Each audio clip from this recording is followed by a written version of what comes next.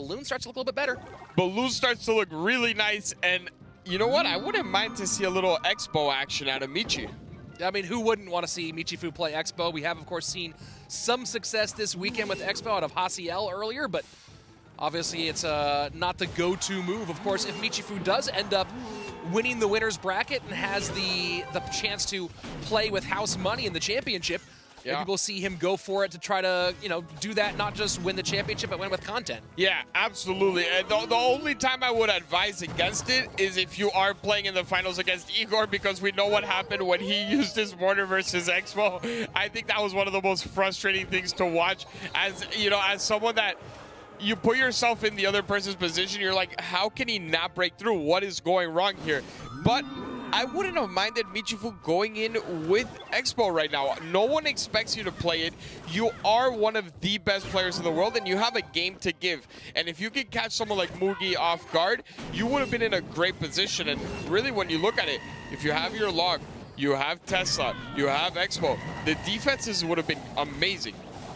And here you go. You see the Archer Queen doing short work there on the Inferno Dragon and the Cannon card. So great value here for Mugi, and that will leave them even on Elixir. Slight lead, though, for Michifu as we pass the midway point of regulation time. 25-68 the mark on Mugi's bottom left-hand tower to 29-94, plus that snowball to take that down to 36. Yeah, and a lot of great defense, a lot of high DPS coming from Michifu's deck. You have the mortar to just basically stop everything, but the cannon card is a super high DPS card, and when you play those archers together, they do a ton of damage, and as if that's not enough, you have the sizzling of the Inferno Dragon that's always going to require that Archer Queen. He doesn't have anything else for it, so he's going to have to go invisibility early.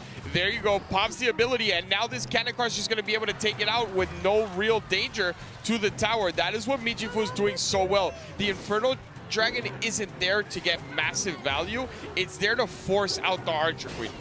And so far doing its job in this matchup as we are getting about 35 seconds away from sudden death overtime. Ram Rider goes right past, and that Mega Knight doing a good job tanking all that damage from the Inferno Dragon. And look at that Ram Rider switching lanes here with a full-on charged connection. Yeah, this Ram Rider definitely had, the Tesla update, the self-driving, because it started off all the way to the left. It wasn't even in the middle. It was all the way to the left, ends up on the right. I don't know what happened. It was that same positioning. Somehow it turns out to go to the other lane, but this is going to connect up the tower. And Mugi is back. Wow, the Electro Spirit, perfect timing there, gets all the way in. And this deck construction for this MK Ram Rider deck, so fascinating. You have the Archer Queen mixed in there, and people have been doing Golden Knight a bit more with their bridge spam decks. Snowball and Electro Spirit definitely earning their keep here. Yeah, absolutely. And if you are Michi, good news is Archer Queen's done. You have more of a way to really see what you think Mugi is going to play. We knew it was going to be tough. We knew that he should be using that Archer Queen. He decides not to go with delivery. He doesn't have any great defenses for it either. He just had to keep baiting it with the Inferno Dragon. Not available. Archers have been played, and I highly doubt he's going to play an Ice Wiz version of Expo. I don't see that really as viable in the current meta, but he starts off with a Fire Spirit. Mugi replies with the Mega Minion, and there we go, going to be Hog Cycle for Michifu. Yeah, Hog Cycle, but Bomb Tower is still a great answer. Obviously, it's not what it used to be, but you see it there. He is able to mitigate that damage completely, and it's Michifu taking a page from earlier today and just cycling logs since the very beginning. We saw it work out, and I'm just curious to see what Mugi's thinking here with that Bomb Tower. It's a good building, but there's so many matchups where it would have been bad. Yeah, I mean, maybe he was thinking Royal Hogs, and that seems like the most likely reason why you put Bomb Tower here, obviously. And look at the opposite lane pressure right now. AQ goes to the right, and Golden Knight going to the Tesla. EQ have to be played on defense right now from Michi. Yeah, and he dashes there, which doesn't really do much. This ability is not available. Yeah, it is not available, so, Mugi recognizing that, but still, now Hog Rider on offense. Is he able to get anything down with it? No, he's at 2 Elixir, and Mugi so far looking so good. About a half Elixir advantage right now for Michifu. The Spaniard playing an interesting variation of Hog EQ with the Archer Queen and, of course, the Goblins as opposed to Skeletons as they were used in game number 2. Yeah, and I think looking at this deck, if Michifu can survive long enough and he can get a good cycle going, look at the choices from Mugi. He decides, well, he can't use the snowball, but he goes Barb Barrel. And when you have Barb Barrel, that means you're going to have to use your big spell to take care of the troops on the graveyard. And those troops are the Goblins, which are very cheap, which means you're almost always going to get a bad elixir trade. He's still going to be able to defend fairly easily. And this time around, he doesn't have enough for Bomb Tower. Now it's available to him. He decides not to go with it. And the first hog hit of the day for Michi is in. And we got a really close match. A very interesting one, of course. The longer this goes, the more it feels like it starts to shift Mugi's direction. Michifu not getting an early lead in this one. And of course, Graveyard Poison late game, very valuable for Mugi. Yeah, this is a great play here from Michifu as well. Just securing that defense. You know he cycles quicker, so at the end of the day, all he cares about is getting to that triple elixir. Triple elixir, those hogs are going to start raining down earthquakes and logs everywhere. And if I'm in Michifu's position now, the only thing I focus on is defense.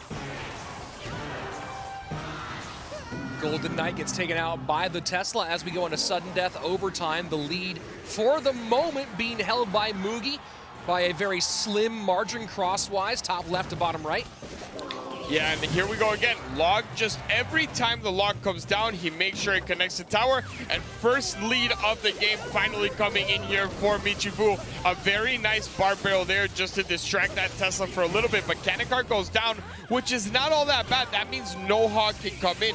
If the hog comes in, it's going to go to the Cannon Cart. It's a waste of time. So we'll probably just see an Earthquake be the one that goes into rotation at this point. He waits it out, but this hog is still taking a detour, and I think that was just the wrong play. Yeah, that hog right into the Cannon Cart. And, you know, you see the Tesla down a little bit lower this time than the last cycle for Michifu. And you start to think about that Cannon Cart being played high and on purpose, hoping it goes down to off its wheels in that middle part of the board. Yeah, that was actually, if he intended that, and we are, oh, wow. What a dash. He was down HP at the start of that. He was down big time in the game. Now he's up on elixir. He's up on damage. Absolutely just a win for him overall. Earthquake comes in, but it's a little bit late. This is not going to do that much damage. That Mega Beam is there. And oh boy. Graveyard Poison right onto those stab goblins, and just like that, Michifu in a lot of trouble with 25 seconds left. Yeah, he's just gonna have to continuously cycle the earthquakes, and this time around, no bomb tower until the end. What a smart play there from Mugi. That is what differentiates him from everyone else. He knew what was coming. He knew that the earthquake had to happen, and he decides not to go ahead and defend it. On top, you get another poison, and that is it. We have an amazing winners bracket final coming your way later today. Mugi moves on to face Igor. Unbelievable the kind of action we're getting here. Yeah, I'm so excited for that match. And I want to say I'm so excited for that match, but then I think Archer Queen down the lane, and this is going to spell trouble. This is going to be a lot of damage, but he uses, let's start this replay. He uses the skeletons right here. There was actually no invisibility left for the Archer Queen, and let's pause it real quick. And so that usage of the skeletons right there forces it into a situation where he has to cycle to the skeletons. He has no Knight, he has no Dark Prince, he has no Golden Knight, and it's a difficult defense to pull off. Let's resume the clip right now. Ghost coming down the right lane. Mortar is going to be placed high, so that way it gets the action. And then let's pause it one more time. So we have the Mega Knight, we have the Ram Rider, Bandit, Ghost, everything down the lane. The Cannon Cart can do a lot of damage, but its DPS isn't great when it needs to attack multiple troops. 4 big, heavy troops down the lane. Let's resume replay right here. Inferno Dragon can only do so much. Ram Rider is going to go straight to the tower. Fireball is going to come out, and game over just like that. He wasn't able to do anything when that entire push was set up. The entire game was kind of set up for that moment. The deck that Mugi was running is so strong, and as long as it doesn't go against lava or any heavy air target unit, it's going to succeed a lot of the time. I wouldn't be shocked to see a lot more, or this deck used quite a bit more as this, as this tournament develops. Anyways, that is it for the telestration. Let me bring it right back to the casters, Andrew and Eric.